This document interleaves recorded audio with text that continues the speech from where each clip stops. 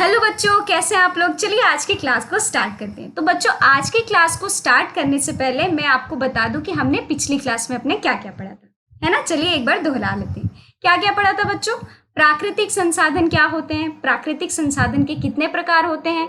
2 प्रकार होते हैं, हमने पढ़ा था, है ना। एक होता है अक्षय प्राकृतिक संसाधन, दूसरा क्या होता है जो समाप्त होने वाले जो प्राकृतिक संसाधन है वो होते हैं।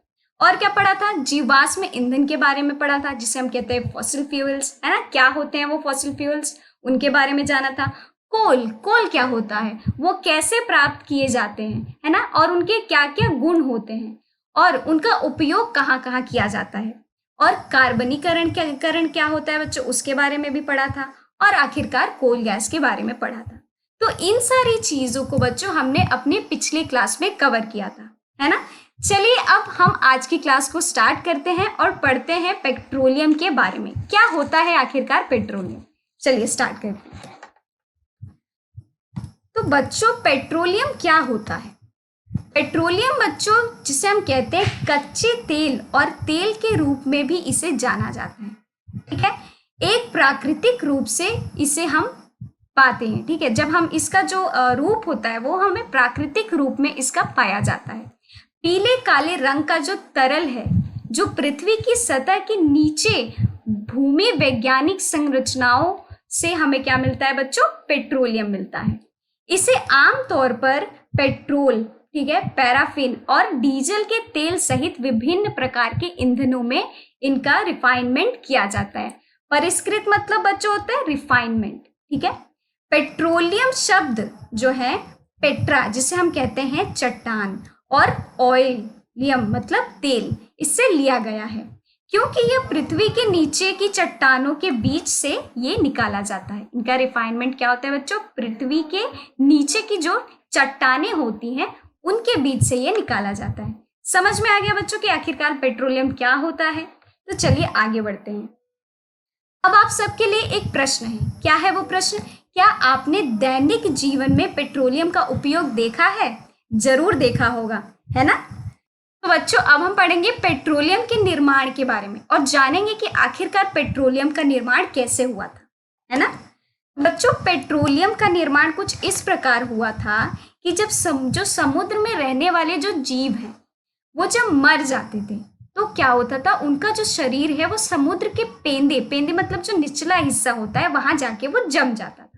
फिर क्या होती थी बच्चों, उनके ऊपर मिट्टी की जो तह होती है वो उनके द्वारा जो जीव रहते थे, उनकी जो डेड बॉडी रहती थी वो उनके ऊपर क्या करते थे, वो सतह अपनी डाल देते थे। मिट्टी जो थी वो जम जाती थी। लाखों वर्षों में वायु की अनुपस्थिति में, जैसे हमें पता है कि वाटर में जो ऑक्सीजन लेवल होता है वो कम होता है, तो वायु की अनुपस्थिति में बच्चों उच्च ताप, हाई टेम्परेचर और हाई प्रेशर, उच्च दाब जिसे हम कहते हैं, ठीक है, मृतों को पेट्रोलियम और प्राकृतिक गैस में परिवर्तित कर दिया गया। हाई टेम्परेचर और हाई प्रेशर में क्या हो गया बच्चों, वो क्या बन गए, पेट्रोलियम के रूप में आ गए। तो हमने इसमें क्या देखा बच्चों कि पेट्रोलियम का निर्माण कैसे हुआ, है ना। कैसे हुआ कि समुद्र में जो जीव रहते थे वो क्या हो जाते थे, वो जब मर जाते थे तो उनके ऊपर जो वो निचली जो स्तर होती थी समुद्र में वहां जाके वो जम जाते थे और उनके ऊपर जो थी मिट्टी की जो तह होती है वो उनसे वो ढक जाते थे। और फिर क्या होता था, वायु की अनुपस्थिति में वो हाई टेम्परेचर और हाई प्रेशर की वजह से वो किस में परिवर्तित हो जाते थे बच्चों, पेट्रोलियम में। समझ में आया। तो चलिए आगे बढ़ते हैं। देखिए अब आप सबके लिए एक विचार मंथन प्रश्न है। क्या है वो प्रश्न, पेट्रोलियम तेल और गैस की परत जल की परत के ऊपर है, ऐसा क्यों है। चलिए हम जानते हैं इनके बारे में कि आखिरकार ऐसा क्यों है। तो क्या आप जानते हैं कि विश्व का जो पहला तेल का जो कुआं है वो कहाँ हुआ था, कहाँ पाया गया था विश्व का पहला तेल का कुआं। तो बच्चों वो पेंसिल्वेनिया अमेरिका में जो है 1859। तो बच्चों अमेरिका में 1859 में इनका जो ड्रिल है वो किया गया था। कहाँ पे, पेंसिल्वेनिया, जो कि अमेरिका में है, ठीक। 8 वर्ष बाद बच्चों क्या हुआ, 1867, ठीक है, में असम के माकूम नामक स्थान पर तेल का पता चला। जब वहां पे इसका पता चला, कहाँ पे, असम के माकूम, ठीक है, इस जगह पे पता चला कि वहां पे भी तेल जो है, तेल का कुआं जो है वो पाया गया। तो भारत में तेल असम, गुजरात, बॉम्बे हाई और गोदावरी तथा कृष्णा जो नदियों के बेसिन में पाया जाता है। पहले तो हमने देखा कि बच्चों की पहला जो कुआं था, तेल का कुआं, वो कहाँ पाया गया? पेंसिल्वेनिया में पाया गया, जो कि अमेरिका में। कब पाया गया था? 1859 में। और अब हमने क्या देखा बच्चों? दूसरा ये पढ़ा कि 8 वर्ष बाद, उसी के 8 वर्ष बाद 1867 में असम के मासूम जो स्थान है, ठीक है, नामक स्थान है, वहां पे हमें पता चला कि यहाँ पे भी तेल है। तो उसको एक्सट्रैक्ट हमने किया। और भारत में बच्चों कहाँ कहाँ पाया जाता है तेल का कुआं? गुजरात में, बॉम्बे में, असम में, ठीक है, और या फिर गुजरात जो गोदावरी होती है या फिर कृष्णा नदियों की जो बेसिन होती है, वहां पे पाया जाता है। समझ में आया? चलिए आगे देखते हैं। अब हम पढ़ेंगे बच्चों पेट्रोलियम के परिष्करण के बारे में, जिसे हम इंग्लिश में कहते हैं रिफाइनिंग ऑफ पेट्रोलियम। ठीक है, चलिए जानते हैं कि क्या होता है पेट्रोलियम का परिष्करण। देखिए, पेट्रोलियम जो है गहरे रंग का वो तेलीय द्रव है, ये तो हमें पता है। इसकी जो गंध होती है बच्चों बहुत ही अप्रिय होती है। जब आप इसे सूंघेंगे तो आपको सूंघने में अच्छा नहीं लगेगा। यह विभिन्न संघटकों, ठीक है, विभिन्न इंग्रेडिएंट जैसे पेट्रोलियम गैस, पेट्रोल, डीजल, स्नेहक तेल, पैराफिन, मोम आदि का मिश्रण होता है। पेट्रोलियम क्या होता है बच्चों? वो इन सारी चीजों का मिश्रण होता है। पेट्रोलियम के विभिन्न संघटकों को पृथक करने का जो प्रक्रम होता है वो परिष्करण कहलाता है। परिष्करण मतलब बच्चों रिफाइनमेंट, ठीक है, वो कहलाता है। यह जो कार्य है पेट्रोलियम परिष्करण के में संपादित किया जाता है। तो समझ में आया कि रिफाइनिंग ऑफ पेट्रोलियम क्या होता है, वो कैसे इसका रिफाइनिंग किया जाता है, और ये क्या है? ये एक प्रकार का तेलीय द्रव है जिसका की जो स्मेल होता है बच्चों वो बहुत ही ज्यादा अनप्लीजेंट होता है, आपको सूंघने में उसे अच्छा नहीं लगेगा, है ना। चलिए आगे पढ़ते हैं। अब पेट्रोलियम के विभिन्न संघटक और उनके उपयोग क्या होते हैं, विभिन्न इंग्रेडिएंट और उनका उपयोग कहाँ होता है, चलिए इसके बारे में हम जानते हैं। पेट्रोलियम के ये है बच्चों, यहाँ पे एक टेबल बनाया गया है, वहां पे एक साइड आपको लिखना है। आप भी एक टेबल बनाइए जिसमें आपको एक साइड जो है वो लिखना पड़ेगा क्या, पेट्रोलियम के संघटक, और दूसरी साइड आपको उनका उपयोग लिखना पड़ेगा, है ना। तो चलिए आप भी एक टेबल बनाइए और हम इसको पढ़ते हैं, और उस टेबल में आपको भी लिखना है। तो पहला जो है बच्चों इसका संघटक क्या है? एलपीजी, जिसे हम कहते हैं द्रवित पेट्रोलियम गैस, ठीक। इनका उपयोग कहाँ होता है? घरों और उद्योग में ईंधन के रूप में इनका उपयोग किया जाता है। दूसरा क्या है बच्चों? पेट्रोल, जो मोटर ईंधन, ठीक है, शुष्क धुलाई के लिए विलायक, मतलब वो एक सॉल्वेंट है, ठीक। अब क्या होता है? मिट्टी का तेल। मिट्टी का तेल आपने देखा होगा, गाँव में भी मिट्टी के तेल से जो खाना पकाते हैं चूल्हों में, उनका उपयोग वहां भी किया जाता है। या फिर जो स्टोव होता है जिसपे हम खाना बनाते हैं उसमें भी मिट्टी का तेल डाला जाता है। पुराने जमाने में जब हम गांव में देखते थे तो वहां पे मिट्टी के तेल से ही दिए जलाए जाते थे, या लालटेन आपने सुना होगा, उसमें में मिट्टी का तेल डालते थे तब जाके वो जलती थी। तो इन सारी चीजों में मिट्टी का तेल उपयोग किया जाता था, ठीक है। चलिए और जानते हैं और देखते हैं कि उनके क्या क्या संघटक है और उपयोग क्या क्या है उनके। तो पेट्रोलियम जो है बच्चों उनका एक संघटक है डीजल, ठीक। भारी मोटर वाहन जो होते हैं बच्चों विद्युत जनित्रों के लिए ईंधन, ठीक है, भारी जो जैसे ट्रक आपने देखा होगा, है ना, या फिर कार देखे होंगे, उन सारी चीजों में बच्चों जो ये डीजल है वो उपयोग किया जाता है, ठीक है। स्नेहक तेल, इसे हम कहते हैं लुब्रिकेंट ऑयल, स्नेहन, ठीक है, वहां पे उनका उपयोग किया जाता है। और क्या है बच्चों? पैराफिन मोम, क्या होता है? मरहम, मोमबत्ती, वैसलीन आदि, ये जो सारी चीजें होती हैं इन सारी चीजों में उपयोग किया जाता है। वैसलीन आपने लगाया होगा, ठंडियों में जब हमारे होंठ जो होते हैं फट जाते हैं तो नमी के लिए हम वैसलीन लगाते हैं, है ना। मोमबत्ती हम जलाते हैं, जो पैराफिन है वो मोमबत्ती में भी उसका उपयोग किया जाता है। बिटुमिन, मैंने आपको बताया था बिटुमिन क्या होता है, जो डामर होती है, जिसकी जो सड़क की ऊपरी परत होती है, जब सड़क हम बनाते हैं तो जो डामर होता है बच्चों उसको हम डालते हैं सड़क के ऊपर। तो पेंट एवं सड़क निर्माण में इनका उपयोग किया जाता है। तो यहाँ पे हमने क्या देखा कि जो पेट्रोलियम के कुछ जो इंग्रेडिएंट है जिसको हम कहते हैं संघटक, और उनके क्या क्या उपयोग है। ठीक है, चलिए आगे बढ़ते हैं।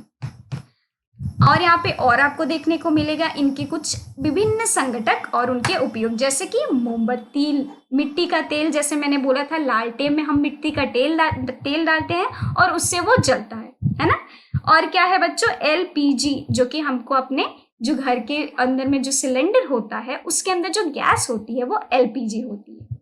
और वैसलीन के बारे में मैंने बताया था, जिससे हमको नमी जो हमारे होठों को मिलती है, जिससे कि ठंडियों में जैसे हमारे होठ फट जाते हैं तो उन नमी के लिए हम क्या करते हैं, वैसलीन का उपयोग करते हैं। समझ में आया बच्चों कि इनका उपयोग कहाँ होता है। अब हम पढ़ेंगे पेट्रो रसायन से कि आखिरकार क्या आपको समझ आता है कि पेट्रो रसायन क्या होता है। तो बच्चों जो पेट्रो रसायन होता है वो जो केमिकल प्रोडक्ट्स होते हैं, ये कुछ केमिकल प्रोडक्ट हैं जो कि कहाँ से हमें मिलते हैं बच्चों, ये हमें पेट्रोलियम से ही मिलते हैं। ठीक है, तो पेट्रोलियम और प्राकृतिक गैस के अनेक उपयोगी पदार्थ प्राप्त किए जाते हैं, इन्हें ही हम कहते हैं पेट्रो रसायन। ठीक है, जैसे कि मैंने बोला ये हमें कहाँ से मिलते हैं, पेट्रोलियम से। समझ में आया कि पेट्रो रसायन क्या होते हैं। चलिए अब हम इनका उपयोग पढ़ेंगे, जानेंगे कि इनका उपयोग कहाँ होता है। ठीक है, तो बच्चों इनका जो उपयोग है वो अपमार्जक, जिसे हम कहते हैं डिटर्जेंट्स, ठीक है, रेसे जैसे पॉलिएस्टर, नायलॉन, एक्रेलिक, ठीक है, आदि जो होते हैं, पॉलीथीन और अन्य मानव निर्मित जो प्लास्टिक्स होते हैं उनमें इनका उपयोग किया जाता है। ठीक है, औद्योगिक निर्माण में भी इनका उपयोग किया जाता है। प्राकृतिक गैस प्राप्त हाइड्रोजन गैस का उपयोग उर्वरकों मतलब यूरिया जो होता है उसके उत्पादन के लिए इनका उपयोग किया जाता है। तो पेट्रो रसायन का बच्चों कहाँ का उपयोग किया जाता है, डिटर्जेंट जिसको हम कहते हैं अपमार्जक, और जो रेशे होते हैं जिनमें कि पॉलिएस्टर, एक्रेलिक, नायलॉन, ठीक है, ये जो सारे रेशे होते हैं इनमें भी इनका उपयोग किया जाता है। ठीक, पॉलीथीन हो गया या फिर जो अन्य मानव निर्मित जो प्लास्टिक्स होते हैं इनमें भी इनका उपयोग किया जाता है।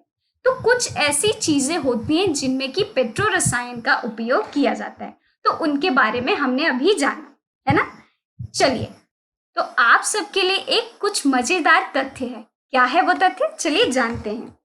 तो बच्चों जो आपने देखा होगा जो पेट्रोलियम है, ठीक है, उनके क्या होते हैं, जो व्यवसायिक जो महत्व है उनके बहुत ही ज्यादा होते हैं, अधिक मात्रा में होते हैं।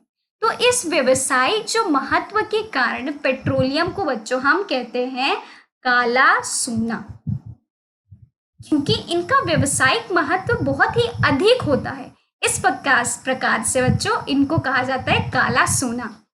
हुई ना ये एक मजेदार तथ्य आप सबके लिए। चलिए अब हम आगे बढ़ते हैं। तो बच्चों अब हम पढ़ेंगे नेचुरल गैस के बारे में, जिसे हम कहते हैं प्राकृतिक गैस। क्या होता है ये प्राकृतिक गैस, चलिए जानते हैं। ठीक है, तो बच्चों प्राकृतिक जो गैस है वो एक प्रकार का बहुत ही महत्वपूर्ण जीवाश्म ईंधन है, जिसे हम कहते हैं फॉसिल फ्यूल। ठीक, क्योंकि इनका जो ट्रांसपोर्टेशन होता है, ठीक है, वो पाइपलाइंस द्वारा इजीली किया जा सकता है। ठीक है, सफलतापूर्वक इनका ट्रांसपोर्टेशन किया जा सकता है। प्राकृतिक जो गैस होते हैं उच्च दाब पर संपीड़ित प्राकृतिक गैस के रूप में भंडारित किया जा सकते हैं, जिसे हम कहते हैं CNG, जो क्या होते हैं बच्चों, कॉम्प्रेस्ड नेचुरल गैस।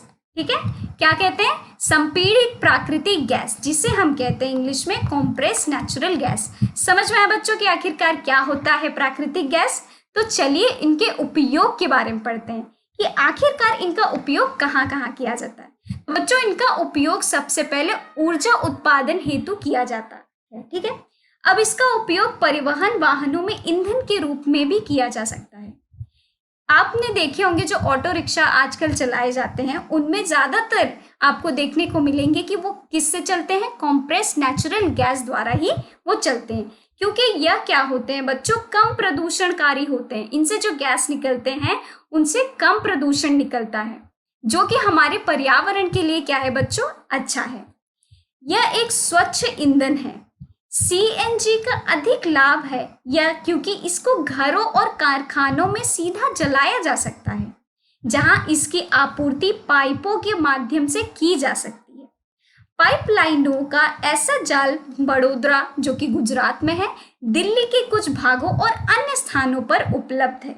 ठीक, प्राकृतिक गैस का जो उपयोग है बच्चों, प्रारंभिक पदार्थ के रूप में बहुत से रसायनों और उर्वरकों के औद्योगिक निर्माण के लिए भी किया जाता है।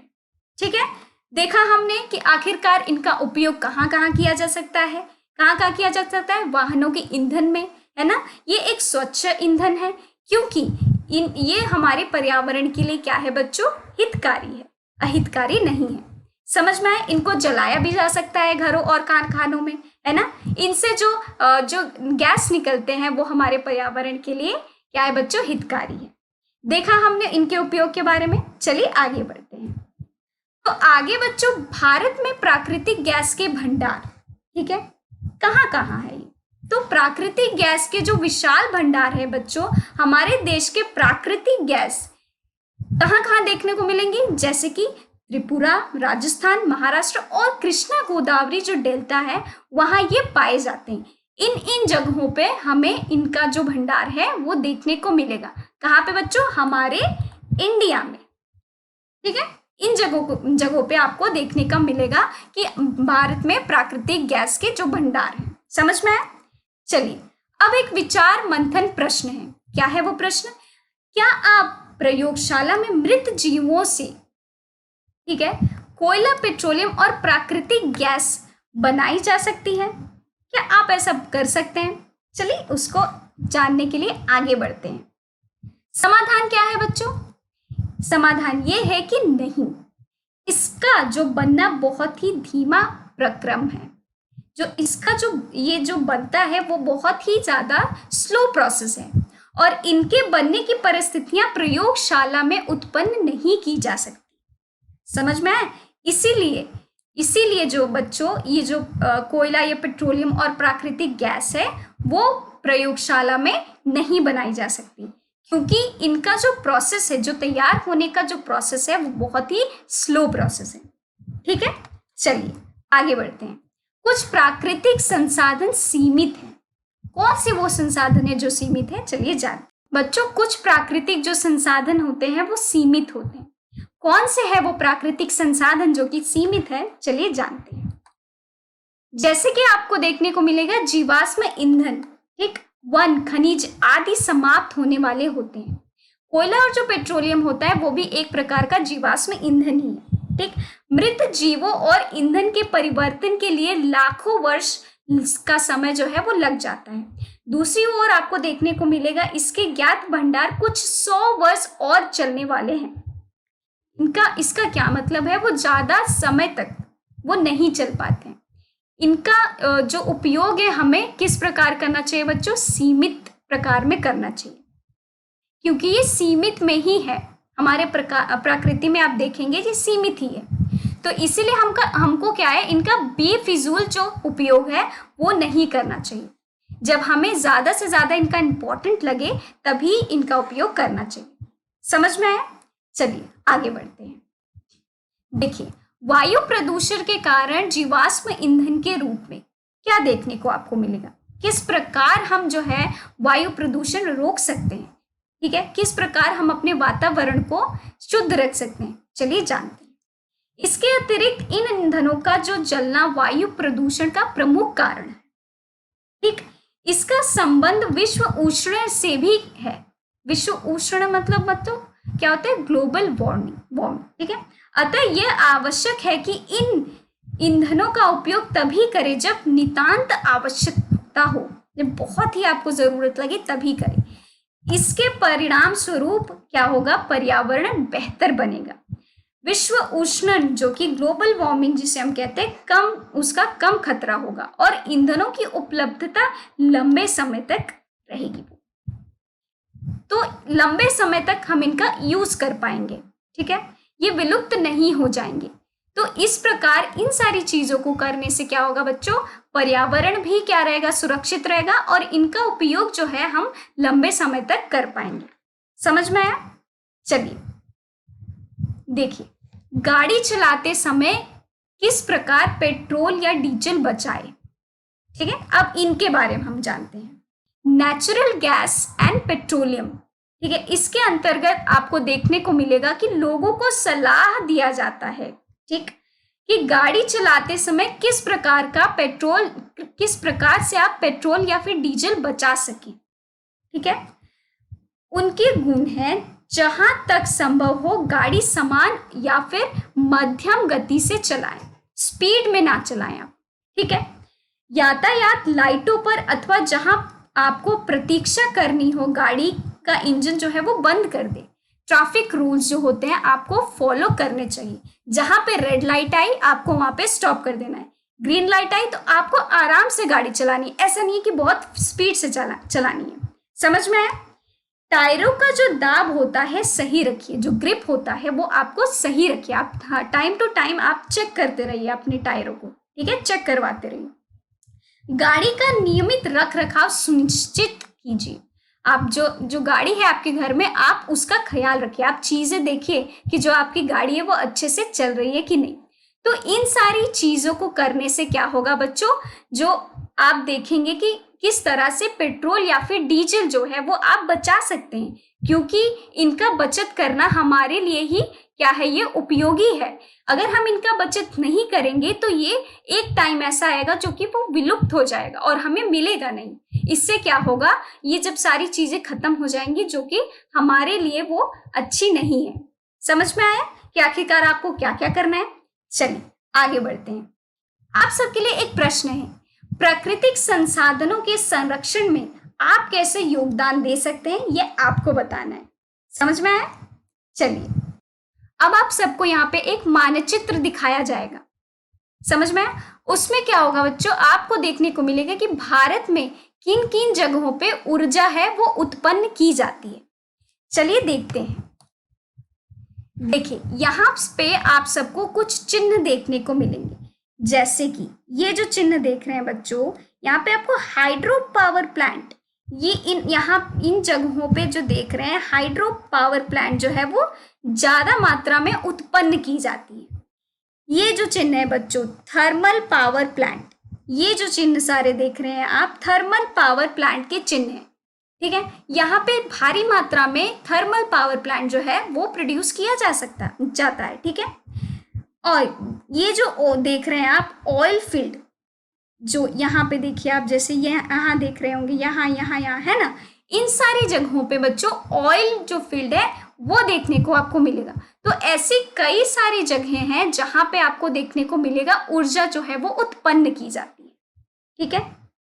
आपको देखने को मिलेगा जैसे तमिलनाडु जो है, वहां पे जो है भारी मात्रा में आपको देखने को मिलेगा कि ऊर्जा उत्पन्न की जाती है। और कहाँ कहाँ पे बच्चों? गुजरात, ठीक है। और कहाँ पे? महाराष्ट्र, ठीक है। और कहाँ पे बच्चों? कर्नाटका। इन सारी जगहों पे आपको देखने को मिलेगा जो ऊर्जा है वो भारी मात्रा में उत्पन्न की जाती है। समझ में आया? हमने देखा इस मानचित्र से ये पता लगा है कि किन किन जगहों पे ऊर्जा जो है वो उत्पन्न की जाती है। चलिए आगे बढ़ते हैं। अब बच्चों हम आते हैं आज के अपने क्लास के एंड में, और हम दोहराते हैं कि हमने क्या क्या आज पढ़ा, है ना। चलिए, प्राकृतिक संसाधन वे संसाधन है बच्चों जो मानव जाति के किसी भी कार्य से वो उसके बिना मौजूद होते हैं। समझ में आया? प्राकृतिक संसाधन दो प्रकार के होते हैं, एक होते हैं अक्षय और एक होते हैं समाप्त होने वाले प्राकृतिक संसाधन, ठीक। और क्या क्या पढ़ा था हमने बच्चों? कोयला, पेट्रोलियम और प्राकृतिक गैस जीवाश्म ईंधन होते हैं, फॉसिल फ्यूल होते हैं, ठीक। जीवाश्म ईंधन का निर्माण सजीवों के मृत अवशेष से लाखों वर्ष पूर्व हुआ था। जीवाश्म ईंधन जो होते हैं बच्चों समाप्त होने वाले वो संसाधन होते हैं, मतलब रिसोर्स समाप्त हो जाते हैं, वो खत्म होने वाले वो रिसोर्स होते हैं। कोयला पत्थर की तरह सख्त और काले रंग का होता है, हवा में गर्म करने पर यह जलता है और मुख्य रूप से कार्बन डाइऑक्साइड जो गैस है वो पैदा करता है। कोक, कोलतार और कोयला गैस कोयले से प्राप्त होते हैं, उनसे वो उत्पादित किए जाते हैं, ठीक है। और क्या क्या पढ़ा था बच्चों? पेट्रोलियम जो होता है वो कच्चे तेल और तेल के रूप में भी जाना जाता है। समुद्र में रहने वाले जीवों से बनने वाले एक प्राकृतिक रूप से वो पाया जाता है।